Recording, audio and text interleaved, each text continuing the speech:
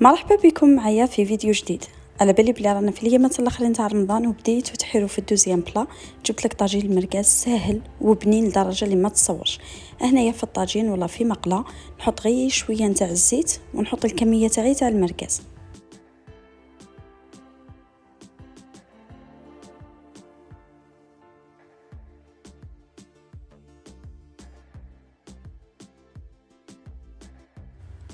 نبقاو مره على مره وحنايا نحركوا فيه. اذا كان درتوه في الطاجين نقصوا شويه للنار باسكو نعرفوا بلي الطاجين تاع الفخار يعني يحكموا السخانه. اما اذا كان درتوه في المقله زيدوا له للنار باش ما يطولكمش في الطياب.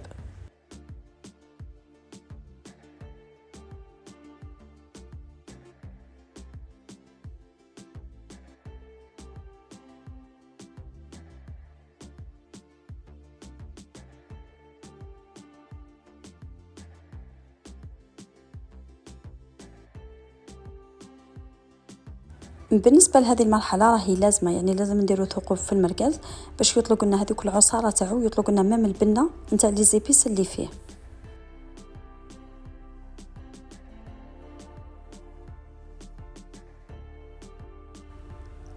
بعد ما نتاكدوا بلي المركز تاعنا طاب مليح نحي نديرو في طبسي. في هذه المرحله حبيتوا تقسموا المركز تاعكم، يعني كي تنحيوه تقسموا على 2 ولا على 3، لكم الاختيار. حبيتوا تخليو الحبه مجموله كيما بغيتوا.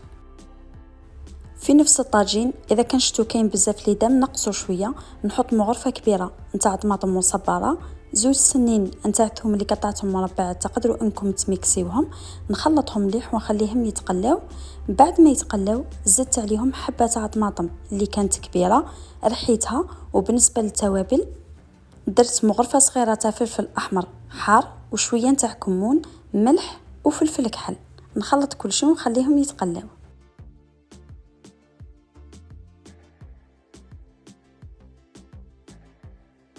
بعد ما يتقلاو مليح نزيد عليهم نص كاس نتاع ماء.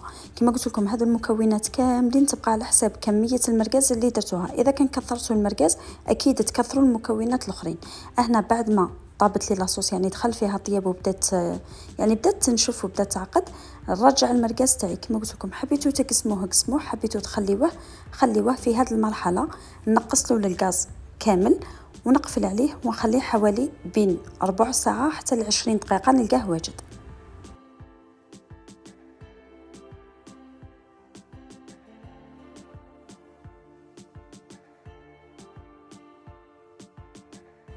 هذا هو الشكل النهائي الوصفة اليوم. كما راكم تشوفوا الصلصة راح تجيكم خاطرة وأكيد راح تجيكم بنينة.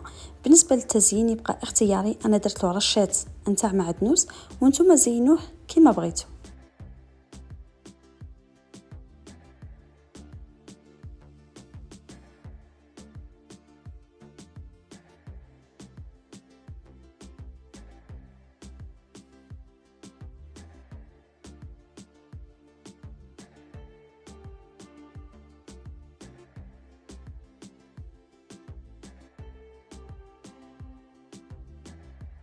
هنايا نكونوا لحقنا الاخر تاع الفيديو. نتمنى الوصفه تاع اليوم تكون نالت اعجابكم والفيديو يكون خفيف عليكم.